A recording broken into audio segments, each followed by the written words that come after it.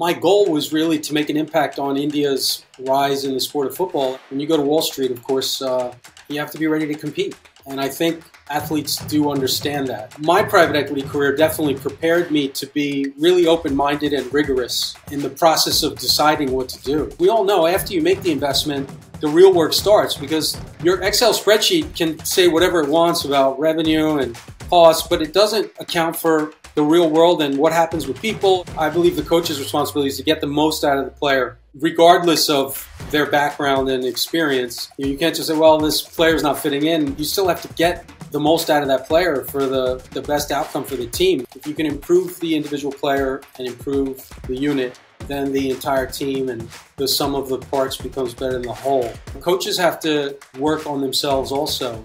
And on soft skills, hard skills, it does take that desire from all types of coaches as well.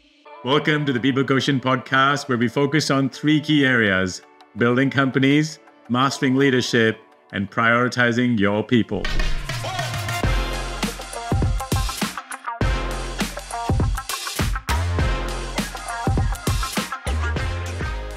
Yogi, welcome to the People Quotient podcast. I know we've been trying to make this happen for a long time. Your path is a really interesting one. We met at business school at Wharton, and then you went to Wall Street, did the real estate thing for a long time, private equity, running businesses. But your real passion, which excites me about this podcast, is in sports, specifically football, or as some of the part of the world, they call it soccer. So let me not keep going. Why don't you share with us your journey? Well, thanks for having me here, Bass. I think you've been doing a great job with the podcast, and I tune in frequently and take notes, and hopefully I can offer something that people can learn from through my journey. I transitioned from the world of high finance, where we were together. And, there were a few reasons behind it. One is obviously my passion for the sport of football, which I played growing up in America and at Columbia University, where a lot of my classmates have gone on to achieve huge things in the world of football. And I'm another one. My goal was really to make an impact on India's rise in the sport of football and enjoy working with athletes. And inherently, as a coach, you're dedicated to high performance every day. So I think it wasn't as big a transition as one might think. I mean, you're still in the world of private equity. You have to perform every day to your highest level to be successful. And I think that part of the transition actually made it easy, is to demand the most out of myself and everyone around me. Yeah, it's so. Let's take a step back, because I think you skipped over some really interesting parts. You were at Columbia University playing soccer, and you weren't just playing soccer. You were pretty important part of the team. Then you went on at Wharton. You were part of the Wharton soccer team, the co-captain. And when you think about Wall Street, you spend a lot of time there in the world of finance. So maybe we'll step back and get your sort of sense on how did that sports train you for business? I think the aspect of sport, which is preparation and really trying to achieve your highest potential as an individual, and when you're in a team sport, as a team also. So I think that is very natural in terms of becoming competitive. Your first competition is with yourself and then externally, right? So when you go to Wall Street, of course, you have to be ready to compete. And I think athletes do understand that. That can generally be very healthy. So I think sports are a great way to sort of prepare anyone mentally and emotionally for the reality that it's a competitive world. Sometimes you win some, sometimes you lose some, and it's a great mechanism for self-evaluation, because you're not reviewed once a quarter or once a year. If you have a competition you're in, football, you're reviewed every Saturday. And if you're a professional athlete, you're going to hear from all the stakeholders, especially fans, of course. If you're an amateur athlete and developing or aspiring professional, your biggest critic's probably going to be yourself. And so I think that aspect of becoming competitive plays well into a high finance career, which is inevitably very competitive. People who serve in the military often go on to do some really great things in business because of the discipline, leadership, the training, commitment, grit. Would you say that athletes also do well in business through the same sort of characteristics that play through, or is there something else? In the military, you have a huge system of accountability. So either you're coming out with that mindset and those skills, or you're not. In sport, it's not always like that. If you were a committed athlete who was committed to getting the most out of yourself, whatever sport or opportunities you had, then yes, it will translate because it transforms you as a person. So I do think it can help. But if you were an athlete who did not get the most out of yourself, or did not aspire to, at least, it may not be as valuable. It may become a footnote. It's still like anything else. Is how much you give to it is what you'll end up getting out of it, I believe. One of the things that I find really fascinating by your background is the fact that you've seen both sides of it.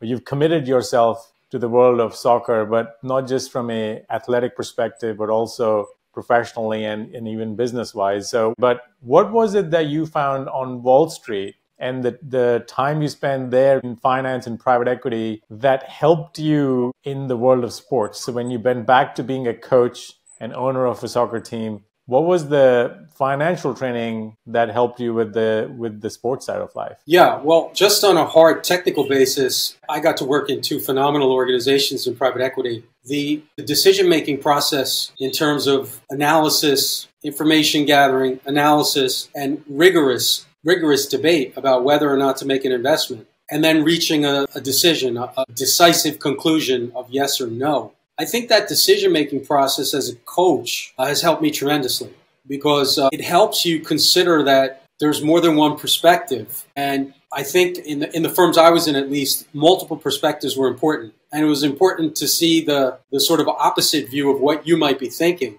and understand what the risk could be to your decision. And as a coach, you're making so many decisions constantly. Who's going to play where? What's your philosophy? What are some strategies you might use that day? What interventions you might have? You're constantly making decisions, and you're considering your opponent. You're considering the risk that the opponent presents. And I just think that my private equity career definitely prepared me to be really open-minded and rigorous in the process of deciding what to do. So any assistant could bring an idea, could disagree with me and tell me what they thought. And I viewed that as very valuable. And then, of course, to see decision makers in the finance world consider all the information and then be very decisive. Not necessarily agreeing with someone who disagreed with them or maybe ending up on that side, but being very decisive when they had to finally take a decision. I think as a football coach, you have to be decisive. Yeah, I think it's really well put, because one of the things that I can imagine, because I've never been in your shoes as a coach, as an owner of a team, is that thought around the amount of data that you have to process as a coach. I mean, you highlighted a few things, whether it's an athlete's ability on that day, leading up to a training, who do you put on the bench, who do you put on the pitch, right? And then there's obviously the business side of sports, but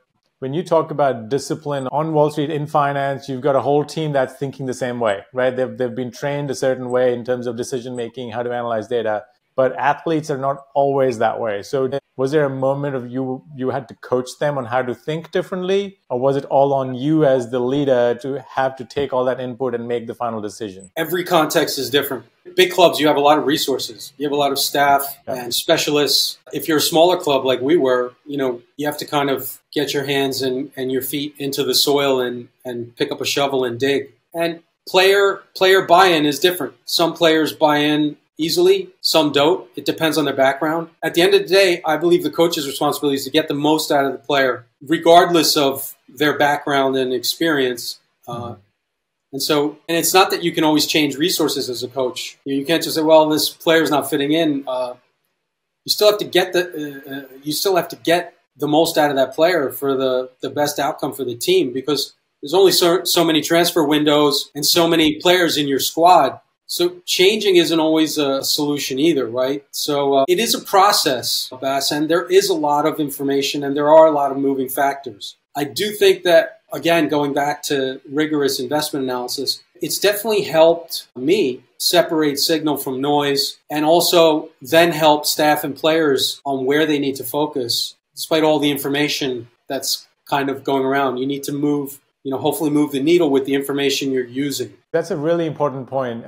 What you're saying is that unlike in the business world where you may have the ability to alter the players, right, on the team, or, then you might be able to get some external coaching, developmental programs, there's a whole staff around you.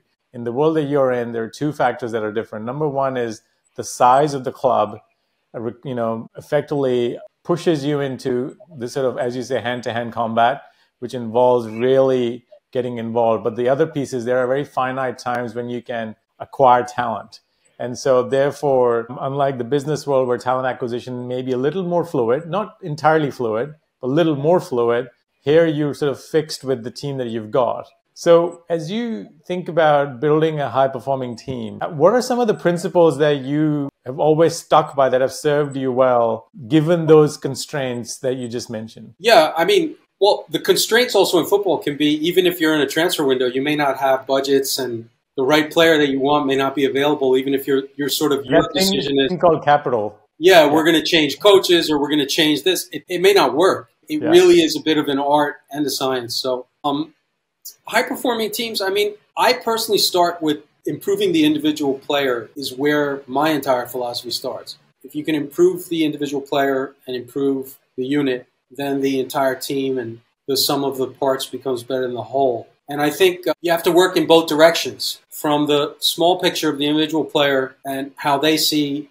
the rest of their teammates and their position on the field, working up to they're in their unit. You have to come back up to the big picture. Mm-hmm. And in the bigger picture, then as a coach and as a staff, they have to know their role. And the more clearly their role can be defined and their responsibilities to the team, then the more efficient and the better they'll fit together as parts. And I think I've never really wavered from cultural fit. Someone has to, if someone doesn't fit in culturally, it's usually, in sports it gets magnified more probably than even in a company, because people can get hired who don't fit in and they can kind of hang around. Yeah. In football, if you don't fit in, it sort of gets identified very early by either other players, staff, and you'll know quickly if it's a one-off person just having a bad day or there's a character issue. So I never veer from that because it usually doesn't get better, even when you intervene. Yeah. The second thing is to just, you have to be clear about what you want. You know, any player who's not ready to work hard and challenge themselves doesn't want to get better. In our club, it wouldn't have worked because we were a second division team aspiring to be promoted, and all the players were aspiring for going to a higher club. So if you're a player who wasn't ambitious to improve yourself, you simply wouldn't fit in to the club, right? So I think that's something you can't waver from. Probably even in a company, you probably shouldn't. Though at times it can be tempting because there may be a player available who's very talented and who could be a difference maker, even with their sort of cultural non-fit, and it can be tempting. But I've always stayed away from that. And I think what you bring up is a really interesting parallel, because as you were saying, I was thinking about it from a business lens. You know, you've got the individual executive, then you've got the function in which that executive, whether it's a COO, CFO, CTO, head of sales, they've got their functional team. And then there's the cross-functional team play, which is, as you were talking about, the forwards, the defense, and the backs. You've got a cross-functional team play. And so it's very similar in that those listening could say, okay, how am I thinking about developing an individual person to their peak performance, but then through the lens of that cross-functional performance. That is a bottoms-up view, but then you're coming back at a top-down and say, what does the team need? The other thing that I think you highlight, when you talk about the two specifics, which is cultural fit and ambition, that's an interesting place, because sometimes, in your experience, have you found that some people's ambitions, even though they were culturally a good fit, their ambitions got in the way because they were trying to aspire for a lot more than some of their teammates? Or has that never been an issue where, if it's a good cultural fit, tends to go along with the team's ambition is rather than the individual's ambition? Yeah, and I think it can be a good thing, because oftentimes players like that, they're pushing the other players and they may not be happy with the commitment level. I don't need to be the mouthpiece for this. I mean, Cristiano Ronaldo has, in numerous videos, expressed his disappointment in the commitment level of a lot of modern professional players versus him, who's a 24/7 dedicated since he was even an amateur. So I think sometimes that can be most of the time, that can be a really good quality that you want, because it's a challenge to the players to sort of look at themselves and see whether they have more to give. What you're saying is that these are the people that people look up to. Right? And if there are, the definition of a leader doesn't have to be by title. And it's by their ambition, by their drive. People can actually pull people along. And the other thing is, by the sounds of it, there's a level of accountability, which is the point that you raised early on in the context of military, which is the top athletes or top performers in a team are holding other people accountable by actually raising the bar and then sort of making it obvious as who's not stepping up, including the coach or the boss or the owner, whatever the case may be. So have you found that some of the top players on your team ended up pushing you to be a better coach, a better manager? Yeah, of course. I mean, the top players, they make players around them better. They're usually all in every practice, every meeting. They tend to be the hardest workers, is what I found. And, they have a unique ability to play to their strength when the team needs it most. In critical situations, you can, as a staff and as players, you can see that they're trusted. And so, yeah, they would. I've had players who've challenged me to challenge them more. Yeah. The top guys at times, I had some players who've come in and literally said, I need you to push me harder. That practice was not demanding enough for what I want, even though it was a great challenge for the rest of his teammates. And I think, every player had an individual player development plan. I mean, that's primarily working on your strengths and making them better. I mean, there is some work. We do work on some things which you could construe as a weakness, but you want to kind of spend the time sharpening what you're best at, in my view. And I tried to do that. Context also matters. It depends what competition you're in, when it is, how much training time you have, what resources you have. So I think it is a complicated job to be a manager. And you have to adjust to your circumstances and still get the most out of your following just the same playbook every time also won't work because you typically won't be in the same situation. Yeah.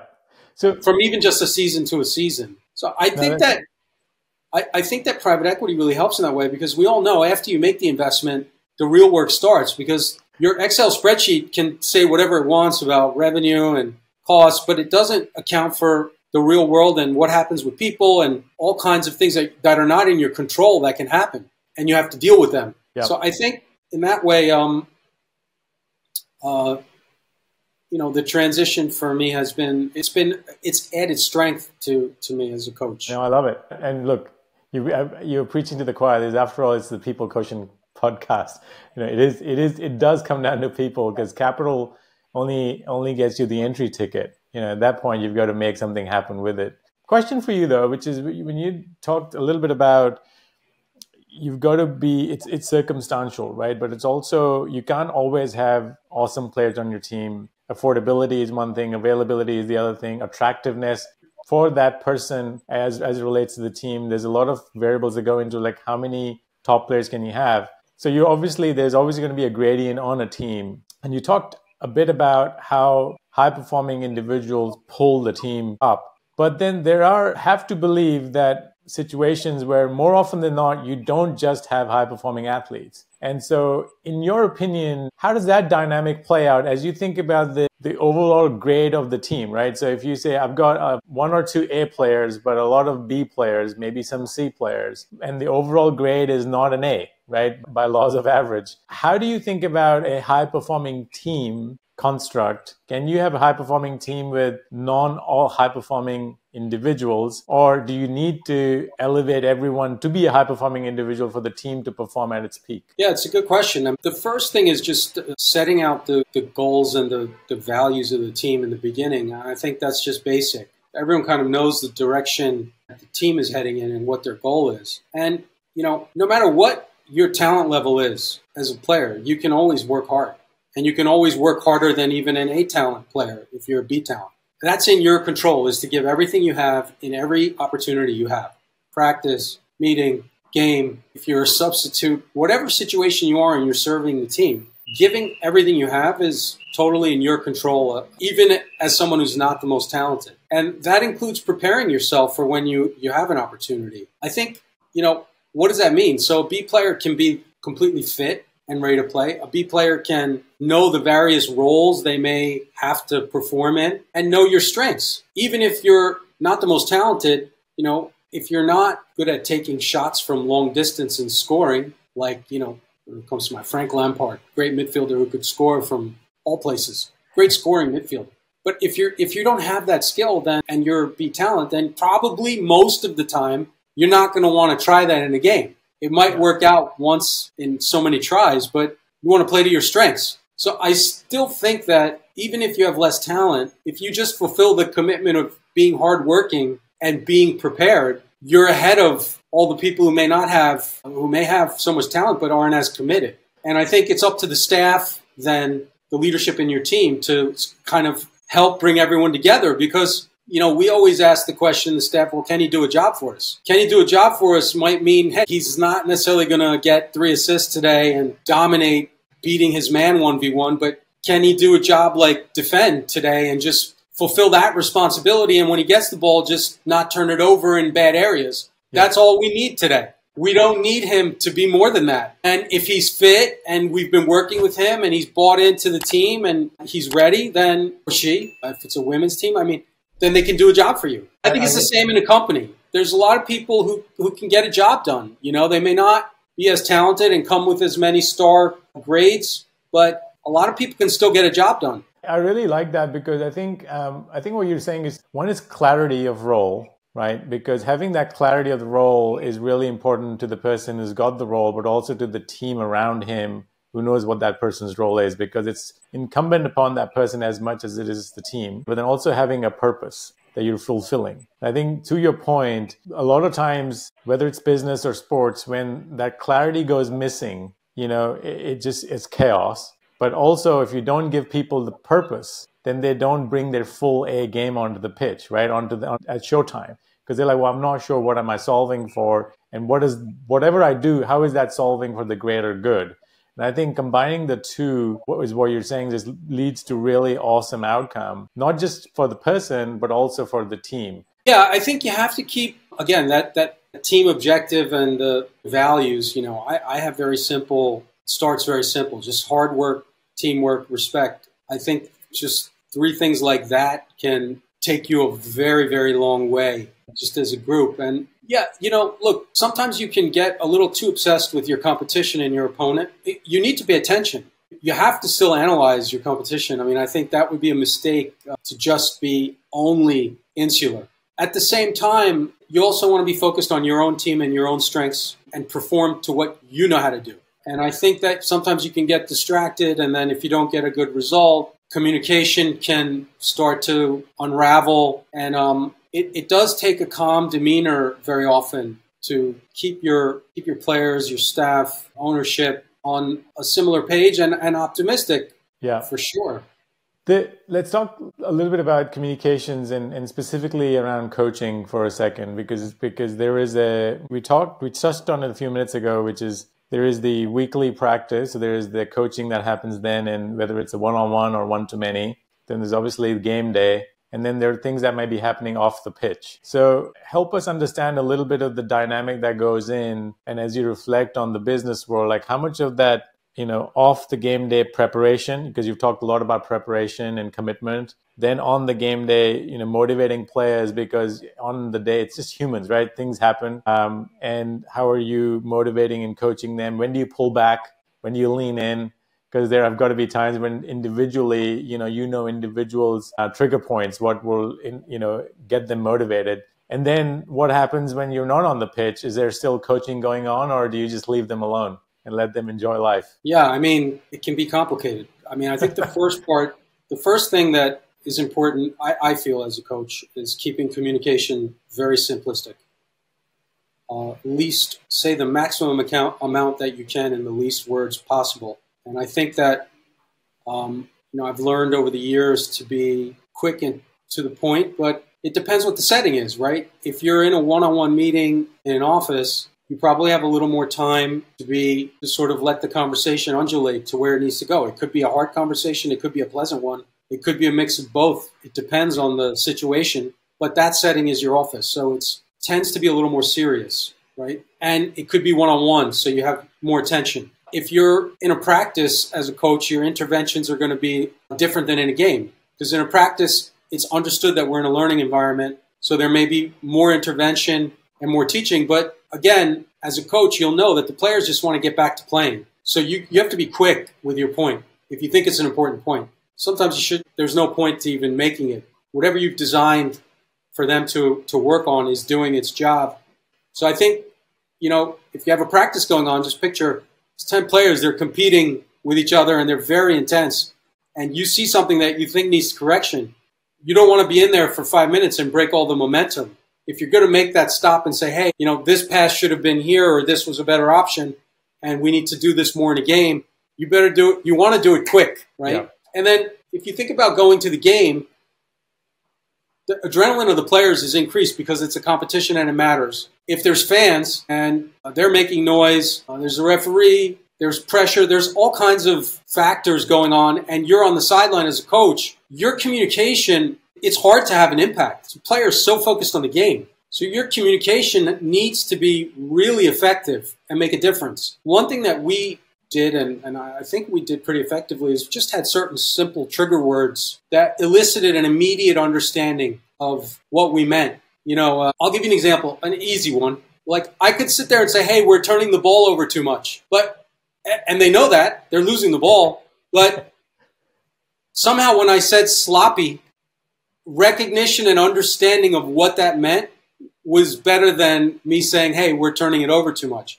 Yeah. Just kind of, they understood that, and I think like that, we developed maybe 8 or 10 trigger words that, especially during a match, were really helpful and effective. And then I think individuals, as you're coaching individuals and you know their tendencies and you have a relationship, during games as a coach, I was able to have different styles with different players. And it takes time to develop that, and I think in a company, I saw some really great leaders in the companies I worked in. And I observed some of their adjustments to their communication styles with different individuals. And I think that's a skill to develop. It's something that I'm still developing. But, I would also add that you mentioned motivation. And again, it's a skill. And like you said, do you lean in? Do you lay off? I think preparation is really important. And being in private equity and preparing, you prepare for a meeting, you prepare for situations. I think that helped me as a coach is, well, we're going into a really big game. What do I want to say? How do I want this message to be? When do you want to say it? Where do you want to say it? Do you want to say it in the hotel before you go? Do you want to say it on the bus? Do you want to say it in the locker room? Do you want to say it right after the warm-up, before? How long do you want it to be? What are you drawing an analogy? Do you want to show them video? You think through all these things, and I think that's also helped in the reverse side of going back into business and communicating. People are people.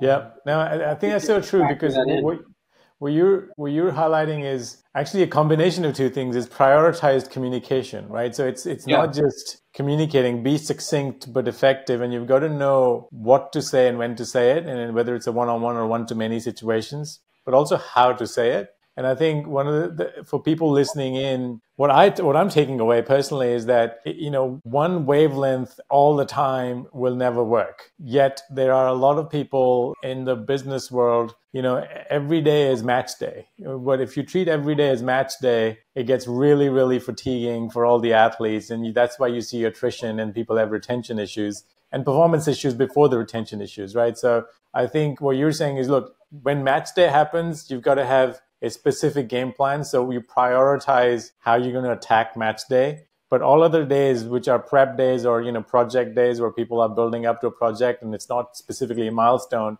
could be coaching moments. But if you're constantly coaching all the time with the same style, it starts to get overbearing. And I think what I've also found is leaders who are unable to toggle up or down and change that sort of approach also tire out. So it's both good for the leader as well as the teams that they're leading to have that flexibility in style, because it doesn't end up working for either party in the long run anyway. And I think what you're drawing on is I can visualize that, standing on the sidelines during match day and using very brief words like sloppy actually means something. But if you haven't thought about it, talked about it, trained with that word previously during prep time, then it doesn't mean anything. It could actually come across as being told off. But I think to your team, that was a trigger to say, let's go do some other, take action differently. And so people listening in can actually build their own vocabulary. But the idea is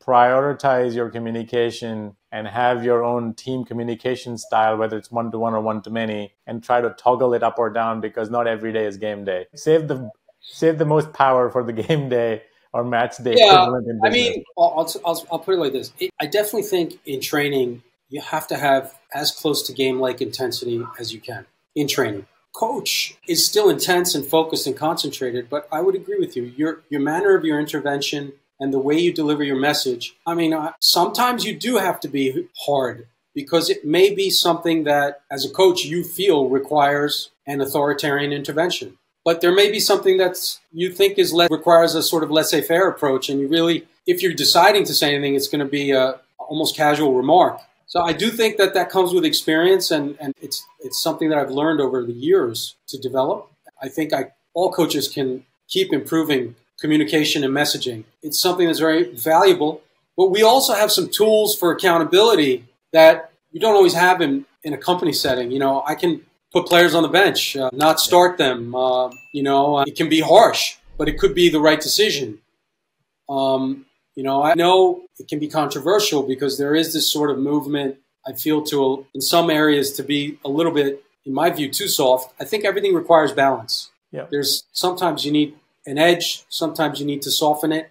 But, I've used things like sin bins at practice, and they're very effective because the players understood immediately what the mistake was and that we don't want that particular mistake repeated. Others are okay, they may happen. And, just on all this communication and information and everything, I've learned coaching in football taught me something that I didn't understand when I was in finance. People repeat their mistakes. Players repeat their mistakes. And in practice, I learned not to intervene when they were making a mistake that wasn't that important for that practice and that lesson and that message. Yeah. They'll repeat it probably in the next practice or practice down where I can address it if I think it needs addressing then. But a lot of things that happen, you can just let it go and focus on what's, as you said, priority. And that also makes the messaging clear. So it's not like you coach one practice and the players learn everything that you want them to learn. It's a progression. And they might not even get the message in the first practice. You might have to dedicate 3, 5, 7, 8, 9, 20 practices to a certain topic before they may be reaching something where you feel they're hitting a potential here. Yeah. And hopefully you have the luxury of that time to do that. It depends on your situation. If you don't have time, then again, the coach has to decide what's my best intervention to get the best result as quick as I can. Yeah. And these are difficult decisions. How much of what you said something in the beginning of this conversation, you said, you obviously emphasize cultural fit a lot. I have to believe that there's a technical aspect of playing football and be able to play good football. Otherwise, you wouldn't make it onto the team. Question for you is, when you think about coachability, right? Not everyone's coachable. How much time do you spend up front in your due diligence for an individual athlete where you're trying to assess coachability? So these things that you're describing, which is whether it's 1 or 20 conversations, you have a higher level of probability of them sinking in. So part of your job is to, in addition to the cultural fit and the technical assessment, does coachability come into your equation during diligence? Yeah, of course. But again, it's context. How much have you had the opportunity to scout the player in person, to hear what other people who've worked with the player have to say about the player? You have to take all that information in and hopefully have a chance to interact in person. You may not. It again depends on the context of the competition and the transfer window and a lot of factors. Yeah. But for me, personally, in my view, it's really important because developing oneself and improving that desire to continuously improve, I think, is fundamental. And it's fundamental for a coach, too. Coaches have to work on themselves also. And on soft skills, hard skills, it does take that desire from all types of coaches as well. When you reflect on your coaching career and the time you've spent now, what's the one thing that you have learned that you didn't know before running a team? And what's the one thing, what's the one that you feel like has transformed your abilities? If you go back to private equity now, that you'd be a different financier. There's so many facts, really. But if I had to take one thing, maybe two, they're sides of a coin, victory and defeat. We played in some really big games that we won and big games that we lost, which I coached. And I self-examined my performance as a coach in the preparation and during the game, in the games we were victorious and in the games that we were defeated. And I think that the biggest factor that I've learned is when you're in a very, very difficult moment in competition, the intensity is very high, the pressure is very high. The calmer that you can remain and the more prepared you were for all the different situations that could happen, the better decision maker you're going to be, the better communicator you're going to be, the more effective you're going to be. Because I look back at the games where we lost, and I think I could have done much, much better in my preparation and during the game, and even in my decisions. When I look back at the games we won, I look back at my decisions. There were some things I probably could have even done better there, but I got a lot of things right in those games, and my players were able to perform to their best, given the situation. And I look back at my own demeanor, and I think that ability to stay calm despite all the different factors that could be affecting your decision-making, I think is the most valuable thing that I've learned, whether it's as an executive, investor, or as a coach. No, I love it. I think that's great. Such a hard practice, though. If it was easy, everybody would be doing it. It is, but it's something that as a coach I would practice myself. I mean, we would stress our players, and give them scenarios all the time in practice. You're trailing 1-0 and there's 5 minutes left. Now, I also coached myself. How am I going to be with my team? They need me to remain calm and encourage them and find solutions, help them if I can. Similar situation, you could be leading and we're not playing particularly well, and we need to get out of this game with a result. And we would train that. And I think that you can simulate situations and work on it and be prepared for when they happen. Yeah. I think a lot of companies do end up, depending on, again, to your point, it's context. So how do you manage risk? How do you actually think about competitive threats? How do you think about pricing pressures? How do you think about regulatory pressures? I think that gets talked through depending on the situation. And I think that's when strategy gets laid out. So a lot of times when I've done that, I've sort of thought about let's look at as best as you can. I think going back to your point, on game day, at a given point in time, anything could happen. But as best as you can, prepare for eventualities that are relevant, prioritize them so you're not overboiling the ocean. The biggest thing I'm taking away, Yogi, from all of this is always be learning. I think the continuous development of self, of the team, of how you interact, how they interact, how you interact with them. I think that's the big takeaway. As we come towards the end of our conversation, what would be your counsel if you had to pick the one thing you must do when it comes to leading, building, developing, scaling high-performing teams, and one thing you should stay away from, a do and a don't? I think there's a lot of ways. My way is that to be very clear about what your values are and what's not compromisable, and communicate that before the relationship begins. I think that's really important, and there's a lot of assumptions that can get made between a club and a player, and then things start going wrong. And in some cases, I've found that the player was not informed of what culture they're coming into. So I think that is a must. You have to know if somebody does not want to work hard, they think they can take it easy.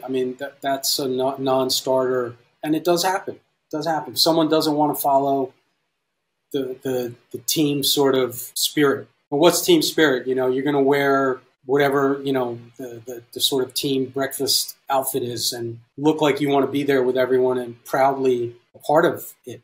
You're not trying to be an individual in that particular moment. I think those things you sort of communicate in advance. And for me, I've tried to become balanced. I've seen some players are really talented and you want that individual flair to come out in the game, which is very spontaneous. So you also don't want to necessarily strip that. And so I think communicating that balance is there and that it's a yin and yang of individual team. And this is constantly swinging. And if you can get the tenure right, then I think that's something that often leads to, at least 80% of the time, your results will be better. Yeah. Than if it's a free-for-all. No, I get it. I think that's really well put. I will sneak one more question in, which is, and I promise it'll be the last question, which is, what's the one thing you wish you knew as a coach and as an owner, as a manager? What's the one thing that you wish somebody had told you? You got me a little stumped. Well, I can't say there's any one thing because I've learned so many lessons. But I think I wouldn't say it's something I didn't know, but it's certainly become more and more magnified. In my mind is, players are not robots. They're players. They're human beings. And on paper and even in their practice, they may be doing great. But on a match day, they might just have a bad day. And it might not be, oh, my God, there's going into a bad period of play. It just might have been something did not allow them to reach their peak high performance level, though they've even been putting in the work and done everything right. Yeah. I think, and we might lose the game, which, nobody likes losing, no matter what they tell you. And I think I've improved and learned that it's going to happen. Great people, great performers have bad days. You can get into a bad investment deal. You did everything right. You went through all the risk analysis, and it really wasn't a mistake in your preparation and your process, whether it's as a group or as an individual. And you have to sort of just go from there. Next, what do we do about it if we need to do anything? Maybe you don't need to make a change. Just had a bad day. Yeah. And this could be part of your value system. It almost sounds like we will have those bad moments, accepting those as they are, and rather than overanalyzing every minute of it, just accepting that specifically in sports, but also in business, we are dealing with people, which brings us back to the focus of this podcast. But at the end of the day, it's all about the people, and mistakes do happen, but then you just learn from it and move on and try to do the best the next time. So with that, Yogi, I really appreciate you taking the time. This has been very insightful. I love bringing Wall Street into sports and back to Wall Street and in the world of finance and private equity. But I think most of all, I just love hearing your enthusiasm and passion for the sport, and look forward to hearing the next team that you're going to take over and help it scale. So until then, thank you for joining us. Thank you, Ro. Thanks very much. Looking for more ideas on how to accelerate your business growth, hire amazing people, and improve your leadership potential? Check out our full-length episodes on the People Quotient podcast. Subscribe now.